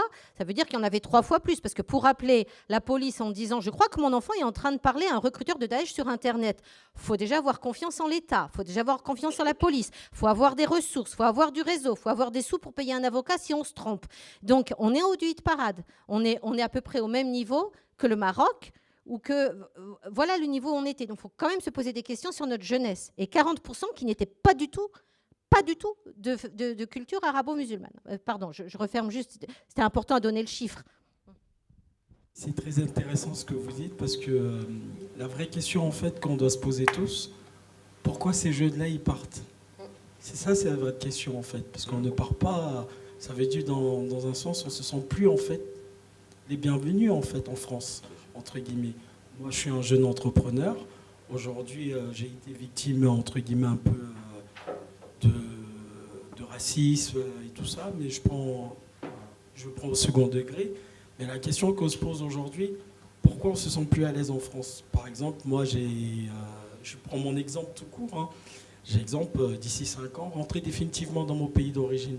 Pourquoi ? Parce que je ne me sens plus le bienvenu en France. On me fait comprendre tous les jours. Tous les jours, on me fait comprendre. Donc, il y a un moment donné, pourtant, j'aime la République française. Je ne suis pas né en France, je suis né en Côte d'Ivoire, mais j'ai fait mes études ici, je parle français, j'ai des enfants français. Aujourd'hui, je ne me sens plus à l'aise. J'ai plus envie de rentrer chez moi, plus aller d'investir en fait en Côte d'Ivoire, que plutôt de me dire, tiens, je vais investir en France, je vais créer de l'emploi. Et je vais créer des emplois parce que je mets beaucoup un accent sur la formation, l'apprentissage. Notamment, j'ai 4 jeunes en formation, en apprentissage, parce que j'ai pas envie que ces jeunes-là, ils dérivent. J'ai envie de leur montrer un autre chemin que moi, pas le même chemin que j'ai pu emprunter il y a quelques années. Désolé, je suis un peu timide. Donc, voilà. Donc, je n'ai pas écouté le débat au début, mais de ce que j'ai cru entendre, la laïcité, l'égalité, la fraternité, ça fait un moment que ça n'existe plus en France. Pour moi, pour ma part, hein, en tant que jeune, ça fait un moment que ça n'existe plus en France. On vit, on est là, on paye nos impôts et puis voilà, c'est tout. Le problème, c'est que toute la génération de votre âge qui justement fournit de l'emploi, fait des études ou transmet quelque chose, ils sont tous en train de partir à l'étranger. Donc, il y a les jeunes qui ont été attisés par les groupes extrémistes en disant il y aura un meilleur monde avec nous, il y aura un monde meilleur, il y aura des humains meilleurs avec notre solution globale. Bon, il y a ceux qui partent au Canada ou ceux qui repartent dans leur pays. Et c'est vrai que je pense que dans des espaces comme ça, on doit dire clairement, solennellement, vous n'êtes pas le seul à ressentir ça. Beaucoup de gens qui sont présumés de couleur marron clair ou marron foncé le ressentent. Et c'est un sentiment qui grandit. Moi, je pense qu'il faut le reconnaître, parce que si on ne le reconnaît pas, ce sera encore pire. Et c'est justement cette reconnaissance qui n'existe pas. Et je ne suis pas islamo-gaucho. Tissémétis, dans son enquête de 2017, puisqu'on va revenir sur le sujet de la laïcité au quotidien, qui est le nôtre aujourd'hui, a fait émerger deux interrogations importantes exprimées par les femmes qui ont été interrogées. La première, c'était la confusion importante sur les règles régissant la place du religieux dans les sphères publiques et privées, qui était une vraie interrogation que les femmes des quartiers populaires se posaient. 75% de ces femmes enquêtées disaient que le fait de porter un signe religieux visible est un frein pour trouver un emploi. C'était un exemple. Hein. Et puis la deuxième question, c'était le port de signes religieux visibles. Et tu en as légèrement parlé hein, dans la loi. Apparaît comme étant un sujet sensible, puisque 26% des femmes interrogées affirment avoir déjà eu le sentiment d'être discriminées de par le port de signes religieux. Alors, ma question s'adresse à vous deux, c'est à la fois comment redonner confiance à ces femmes, comment travailler cette question-là pour nous, associations, comment répondre à ces questionnements au regard aujourd'hui de toutes les dérives politiques et médiatiques sur la question. Brièvement. Très rapidement. Alors oui, ouais. Je pense qu'il y a une première exigence, c'est faire confiance à la durée. Il a fallu à peu près 150 ans pour que les catholiques se coulent dans le moule laïque, en clair de la Révolution française à la Constitution de 1946. Et on voudrait que les musulmans en 30-40 ans, souvent venus dans des conditions un petit peu compliquées, se coulent dans les mêmes conditions au sein du moule laïque français. Donc je pense qu'il faut se dire qu'il faudra encore du temps, tout simplement parce qu'il y a des comportements, des habitudes qui vont se transformer au fil du temps. Et donc, faisons confiance à la fois aux personnes et à la durée. Deuxièmement, je pense qu'il faut aussi se mettre en situation de déconstruire des archétypes. Et ce que disait l'enquête me semble extrêmement intéressante. Aujourd'hui, par exemple, la plupart de ceux qui font une approche un petit peu globalisante de la laïcité disent « mais c'est facile, la laïcité, il y a l'espace public et l'espace privé. Donc dans l'espace privé, on fait ce qu'on veut, et dans l'espace public, on ferme sa gueule. » Enfin, c'est à peu près, enfin, je caricature. Sauf que ce n'est pas du tout ça. L'espace public est un espace de débat. Donc dans l'espace public, on développe aussi des convictions. Il y a par contre des exigences du service public, de l'intérêt général, qui font que devant cet intérêt général, les singularités doivent, au nom de l'ordre public, capituler. Mais ça s'explique. Ce n'est pas uniquement une sorte de sphère publique qui serait, je ne sais pas, l'élément de quelle géométrie des sphères concernées. Et l'espace privé, ça veut dire qu'on tape sur sa femme, c'est pas un problème, on est chez soi. Donc dans l'espace privé, le principe de laïcité existe. Il gouverne le statut personnel des personnes, le mariage, la filiation. Donc, gardons-nous de ces catégories un petit peu simplistes. Et je pense qu'il y a toute une pédagogie à développer qui, d'une part, visera à déconstruire ces catégories antérieures à la fois commodes et qui n'expliquent rien, et qui permettra d'aller vers des analyses qui considèrent que ce n'est pas l'espace qui est important, c'est ce qu'on y fait. Donc, c'est les comportements, les attitudes, les socialisations, les singularisations. Ça, c'est important. Comment on peut se singulariser? Comment on peut se socialiser? Alors, ce n'est pas du prêt-à-porter. Hein, ça existe, que chacun fasse un petit effort. Mais c'est autour de ces questions-là, je pense qu'on pourra faire évoluer les choses. Et tout à l'heure, je vous raconterai une anecdote sur la question qui a été évoquée tout à l'heure, sur le problème de l'assignation au statut de musulman, en faisant référence à un centenaire qui est Edgar Morin. je peux vous le raconter rapidement. Alors, c'était en 2015, dans un jury qui est le jury de la recherche du monde, qui attribue 2 prix tous les ans, un prix dans les disciplines scientifiques et un prix dans les sciences humaines et sociales. Et le président du jury dans les sciences humaines et sociales, c'était Edgar Morin, et je faisais partie du jury.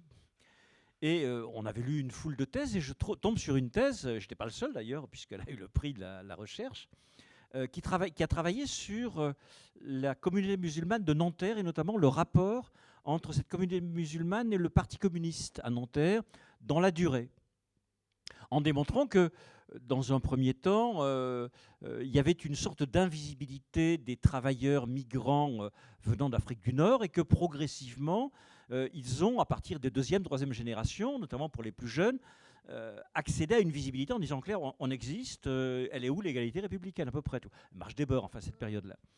Et Edgar Morin somnolait, puis au bout d'un moment, il dit, mais c'est vachement simple le problème. Le type nous explique comment les Arabes sont devenus musulmans. Alors j'ai dit, mais qu'est-ce que tu veux dire? Ben, il me dit, c'est ça veut dire grosso modo, on avait des Algériens, des Marocains, des Tunisiens, puis subitement, on définit une catégorie générique des musulmans. Et à partir de cela, on les investit de je ne sais quel stigmate lié à leurs convictions. Et je pense que cette remarque de bon sens d'Edgar Morin décrit assez bien la situation telle qu'on la vit aujourd'hui.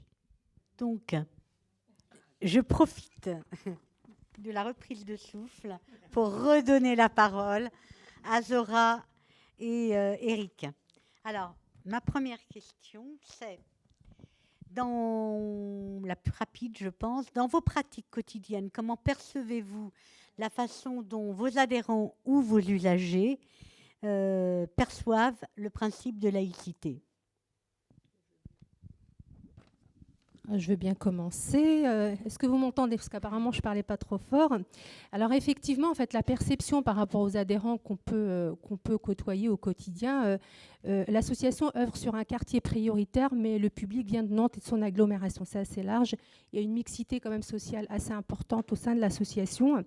Et comme je disais au début, la perception, elle est différente. Pour les gens issus de milieux sociaux un peu et culturels de quartier, c'est vrai que pour eux, la laïcité, elle est plutôt stigmatisante, qu'on les montre du doigt, que c'est compliqué de s'approprier, ça peut être l'espace public ou autre, et que souvent elles sont obligées de, parce que je dis elles, parce que nous on a un public plutôt féminin au sein de l'association, et qu'elles sont obligées souvent de se justifier.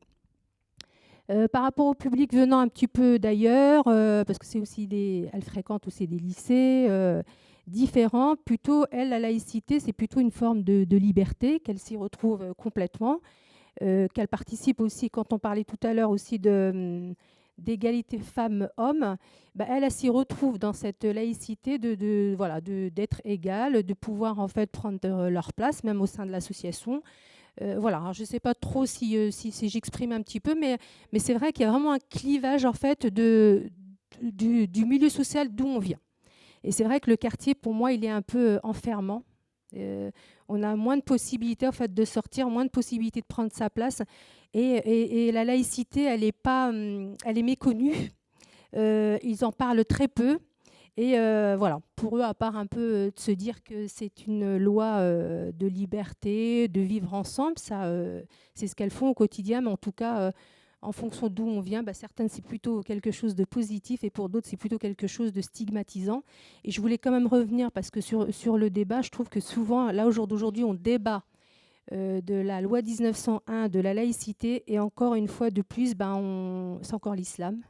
Les musulmans, et je trouve que c'est un peu compliqué de tout le temps de se justifier. J'ai l'impression que le débat, il n'est pas réglé, et on a l'impression que c'est au niveau politique, en fait. C'est vrai que nous, on exprime des choses, même sur des quartiers, on fait remonter des choses, mais à notre niveau, malgré qu'on fait un peu quand même, on essaie de changer les choses, on essaie de donner la place à ces femmes-là, à ces jeunes filles-là, mais on ne peut pas changer les choses. Ça part déjà de l'éducation, ça part aussi de de l'adulte accompagnant, qui soit carrément de la communauté éducative, qu'on soit parent, qu'on soit professeur, qu'on soit animateur. Je pense qu'il y a aussi outiller aussi les personnes qui œuvrent en direction de ces personnes-là, pour qu'on soit nous aussi en capacité de pas être dans le jugement, mais au contraire de leur permettre en fait cette liberté d'exprimer. Voilà. Mais une fois de plus, en tout cas moi, d'origine algérienne, où je pratique certaines choses, j'ai l'impression d'être moi-même stigmatisée à vouloir toujours me justifier. Voilà, j'espère avoir répondu. Merci Dora. Alors, comment synthétiser une heure de débat très riche qui m'a donné envie de rebondir 12 000 fois. Donc, je vais me recentrer sur l'association et du coup cette maison de quartier et ce principe de laïcité au sein de la maison de quartier. Il y a une règle de base qui est justement d'essayer de ne pas tenter de se poser les questions comme on le fait ce soir et d'aller aussi loin, mais d'être sur un principe de neutralité et d'accueil de tous les publics. Et les exemples que j'aurais à donner, c'est effectivement, quelle que soit l'activité qu'on propose, que ce soit une sortie à la mer, que ce soit de l'accompagnement à la scolarité, que ce soit une action de solidarité, la question de la laïcité, elle est vraiment prise au sens le plus strict du terme, neutralité, aucun jugement, on accueille tout le monde. Donc voilà, ma première réflexion sur le professionnel, c'est qu'effectivement, ce qui est chouette ce soir, c'est qu'on décrypte, on analyse un petit peu comment aller plus loin, comment éventuellement outiller les animateurs, outiller les professionnels, engager plus profondément et plus en longueur des discussions avec nos publics. Mais moi, fondamentalement, la posture de départ, c'est un accueil neutre. La question ne se pose même pas. Je rajouterai une petite bémol parce qu'on en a parlé hier. Si, pour les professionnels. Il se trouve que dans les contrats qui nous lient à la ville de Nantes, effectivement, on est dans le cadre d'une délégation de service public et que, comme ça avait été rappelé tout à l'heure, il y a l'obligation de neutralité et donc de ne pas porter de signes ostentatoires quand on exerce cette activité-là. Ostentatoire, je ne me vais pas dire ostentatoire. Ostensible, des signes témoignant d'une religion, effectivement. Pour rebondir sur ce que disait Zora, effectivement, la question aujourd'hui du délitement, on l'aperçoit tous sur le terrain. Le sentiment que ce qui était possible dans une définition de la laïcité il y a encore 30 ans, 40 ans, il y a une dégradation. Qui fait qu'aujourd'hui, ça devient de plus en plus clivant et de plus en plus difficile, effectivement, même d'aborder ce sujet-là. Et dans les pistes qui ont été évoquées tout à l'heure, effectivement, sur les gens qui croient aux valeurs républicaines et qui, à un moment donné, sont déçus, il y aurait plein de facteurs à aborder. Moi, j'avoue que celui qui nous touche le plus et qui me fait écho, c'est des facteurs sociaux, des facteurs de précarité économique qui, du coup, viennent s'additionner à d'autres facteurs qui, du coup, au final, font qu'on a des habitants, des citoyens déçus qui n'arrivent plus à se projeter sur un navire, qui n'arrivent plus à avoir cet espoir de faire collectif, de faire ensemble. Et effectivement, on le ressent profondément de plus en plus dans nos maisons de quartier.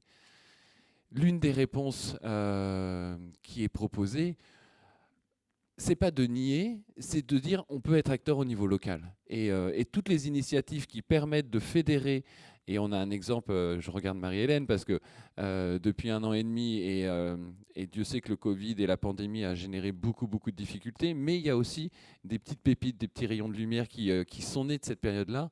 Et il y a une action autour d'une distribution alimentaire qui, pour le coup, a vraiment fait un pied de côté sur ces questions-là, mais dont le résultat a été de retrouver un esprit village. Un esprit où on ne se posait plus ces questions-là, où il y avait du mélange intergénérationnel, il y avait du mélange interculturel, parce qu'on était sur un projet collectif qui nous rassemblait et qui faisait que ça avait du sens. Et voilà, je ne dis pas que ce débat-là ne doit pas non plus être saisi par les professionnels de terrain, et au contraire, on a besoin d'être outillés. Et ce soir, on apprend plein de choses, effectivement, sur comment aborder ces discussions-là. C'était juste pour rappeler qu'il y a aussi cette possibilité au niveau local d'être toujours acteur de sa vie au niveau local et d'avoir ces initiatives où pour le coup on n'arrête plus, un peu comme ça a été dit tout à l'heure, on ne parle plus de la religion qu'on imite, mais on revient sur l'individu ou le pays d'où on vient et dont on peut parler de la richesse des cultures, de l'héritage culturel. Et ça nous rassemble. Ça nous crée du lien. Et du coup, nos actions de terrain, nos actions de proximité, elles permettent vraiment de repartir là-dessus. Alors, Zora, est-ce que tu peux nous parler de la question de la mixité ? Parce que c'est un sujet qui est souvent, sur le plan médiatique, mis en avant, que non seulement ce qui est en danger dans l'identité française aujourd'hui, c'est la laïcité, mais c'est également le principe d'égalité et de mixité. Donc, mixité ou pas dans les activités, quels en sont les motifs, qu'est-ce que ça produit ? L'un et l'autre, vous avez des choses à dire par rapport à ça ? L'association existe depuis plus de 28 ans sur ce quartier-là. Elle a été créée au regard d'un manque et d'un besoin, où les filles n'arrivaient pas à trouver leur place dans des activités existantes. Et c'est vrai que nous, on utilise en fait le support de la création textile à finalité sociale, pour favoriser l'insertion sociale et professionnelle. L'association n'a jamais été fermée aux garçons, mais c'est un public féminin qui répondait un peu plus. Et depuis 3 ans, c'est un projet, c'est au regard des orientations de l'association, l'équipe éducative, que ce soit les administratrices, les bénévoles, les salariés. C'est vrai qu'on a réfléchi aux orientations et depuis 3 ans, les ateliers qu'on dispense en interne sont non mixtes. C'est un choix assumé, revendiqué, puisqu'on travaille en fait autour de l'image, l'estime de soi, du rapport au corps, de l'intimité, de pouvoir en fait être bien avec soi-même pour développer aussi des compétences, travailler aussi parfois sur des manques, pour valoriser le public, pour mieux appréhender la mixité. Alors appréhender la mixité dans les espaces publics, c'est-à-dire je circule librement quand j'ai envie, j'ai pris de l'assurance. Appréhender la mixité aussi au sein de la cellule familiale, dans la fratrie, sur le quartier, quand je disais au regard aussi des garçons. Et c'est vrai qu'en fait, nous, on trouve que ça fait preuve. Parce que sur ces sujets-là, elles prennent d'abord entre pairs. C'est plus simple de discuter de ces sujets-là. Ça peut être sur les moyens contraceptifs, ça peut être... Vraiment, je me dévoile, je travaille autour du rapport au corps. Et c'est vrai qu'on voit en fait les personnes évoluer, pour prendre leur place, pour pouvoir aussi travailler, pouvoir aussi s'engager dans l'association. Au-delà de participer au départ à une activité de loisir, elles prennent place dans le conseil d'administration, c'est-à-dire qu'elles prennent place politiquement finalement, elles défendent des choses. Elles participent aussi, aux enjeux politiques, pour défendre aussi certaines politiques publiques autour de la jeunesse, de la place des femmes.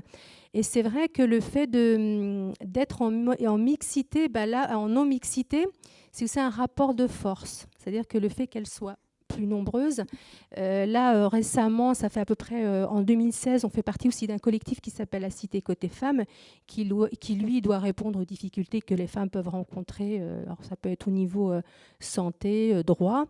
On a ouvert une cafette parce qu'on s'est rendu compte en fait qu'il y avait des cafés qui existaient sur le quartier, mais que les femmes n'y allaient pas. Elles n'y allaient pas parce qu'elles n'avaient pas le droit, mais parce qu'elles ne s'y sentaient pas bien.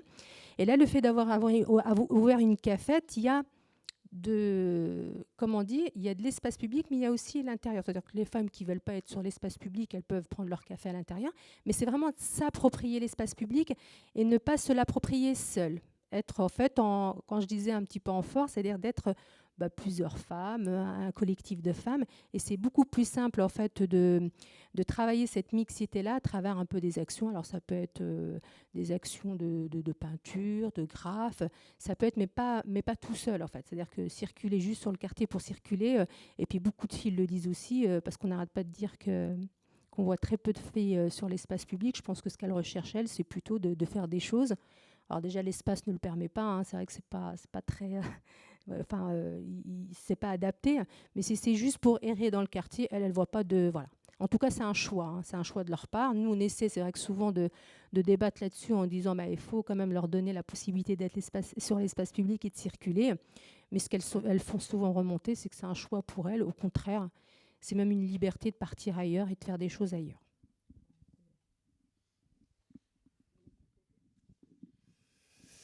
En fait, quand tu m'as posé la question tout à l'heure, j'avais 2 entrées sur la définition de mixité qui faisaient écho à nos échanges sur les différents types de religions, les différents types au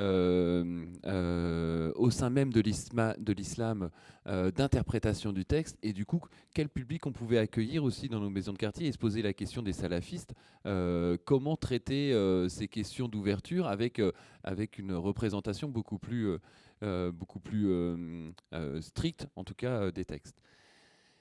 Malheureusement, en parlant, on s'est tout de suite, la conclusion était de dire que de toute façon, le fait de participer dans des activités au sein de nos maisons de quartier, ça invite un engagement libre des publics. Ça veut dire que les gens le font sciemment, ils viennent vers nous avec une volonté effectivement de participer dans un environnement qu'ils connaissent déjà, dans un cadre qu'ils connaissent. Et du coup, ce public-là, on ne le rencontre pas.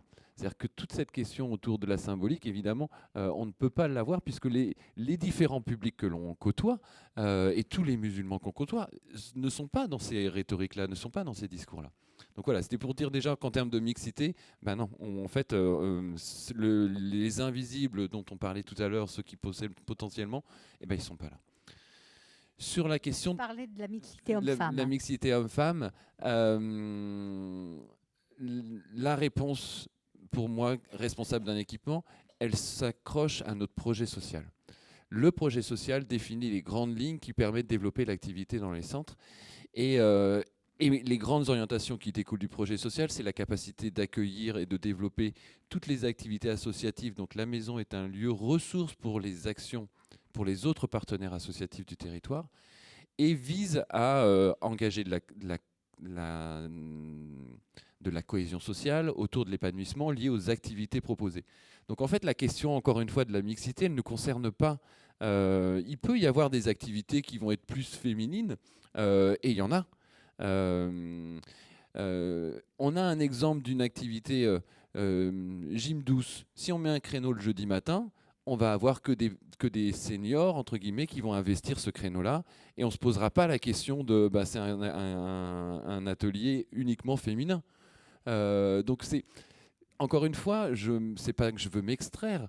On a un cas de figure effectivement où, parce que c'est une activité plus pour les jeunes femmes du quartier, on voudrait le cadrer. Donc effectivement, moi là-dessus, je valide le fait effectivement de pouvoir accueillir une activité gymnique, parce que ça a aussi plein de vertus. Ça permet aussi aux filles qui n'ont pas cet espace-là, sinon, de ne pas avoir ces pratiques-là. Mais je voulais quand même rappeler que cette histoire de mixité, encore une fois, j'ai pas envie de regarder, c'est pas que je l'exclus, c'est que par principe, les créneaux offerts doivent permettre cette liberté-là. Et c'est pas pour autant que j'encourage pas des créneaux spécifiques. J'en avais parlé d'ailleurs hier sur le fait que on avait effectivement ces questions qui nous avaient été traversées en disant, comme le disait Zora, il y a besoin aussi d'avoir des créneaux où on est libre, on n'a pas le regard des autres, surtout une activité sportive de ne pas avoir le regard des hommes. C'est important, ça rassure pour pouvoir s'engager dans la pratique, mais dans l'absolu, on ne se pose pas la question sur d'autres ateliers bricolage où, oui, exclusivement, il va y avoir des femmes qui vont venir à l'atelier bricolage, et on ne se pose pas la question d'une activité genrée. Voilà. Voilà, donc on va bientôt clore le débat. Donc chacun, vas-y.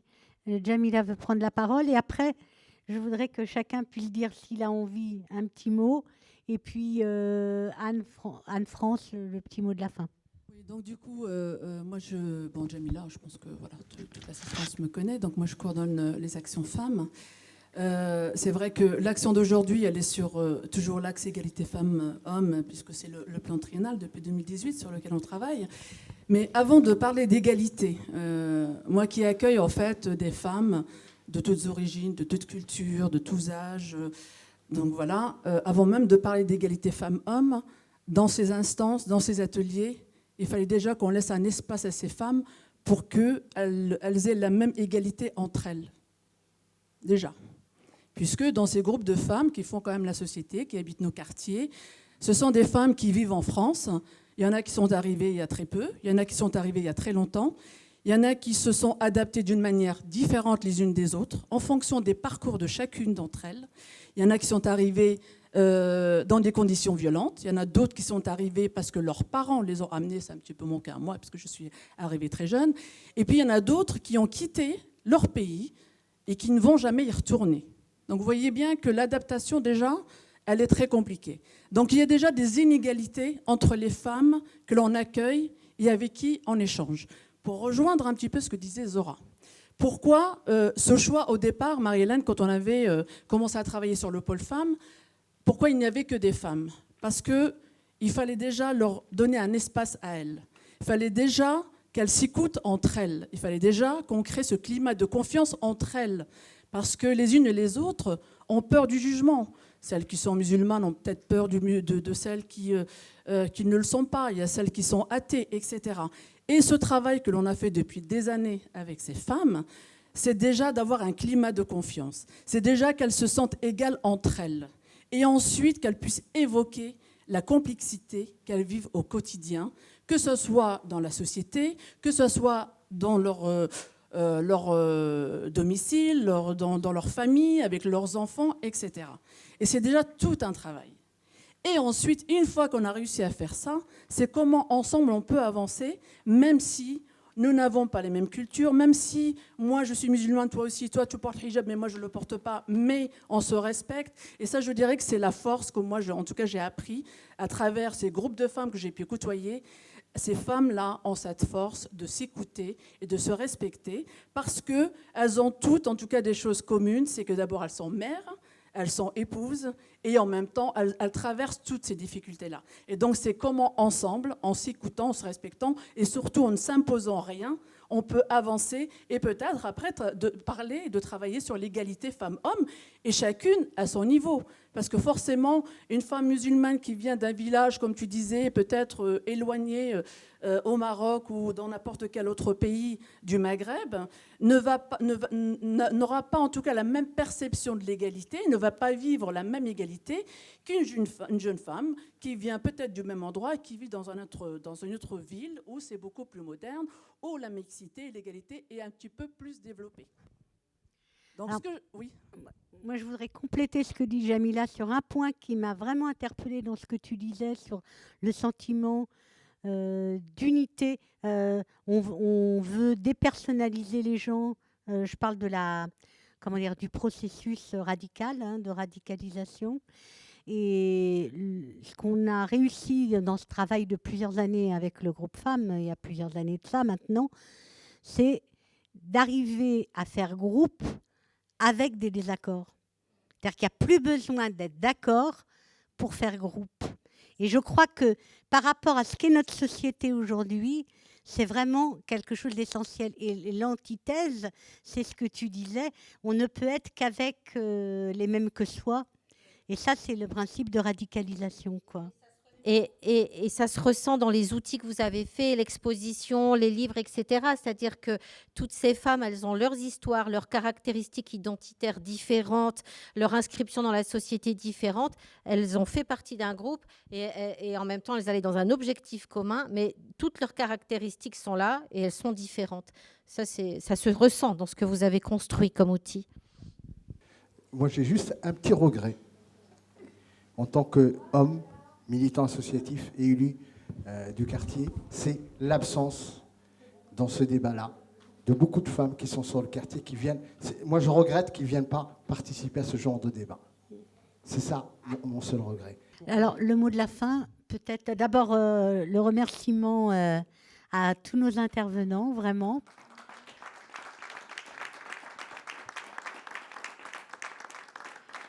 Et puis peut-être, Anne-France, c'est toi qui dis le mot de la fin. Bon, effectivement, moi aussi, je voulais remercier tous nos intervenants et puis vous qui étiez là ce soir. Merci à vous. Donc, c'était voilà, la conférence du cycle université sur la laïcité sous le prisme de l'égalité femmes-hommes.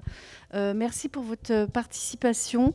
Je voulais ajouter que nous avons aussi le fonds documentaire Tissémétis qui présente ce soir des livres par rapport à ce sujet.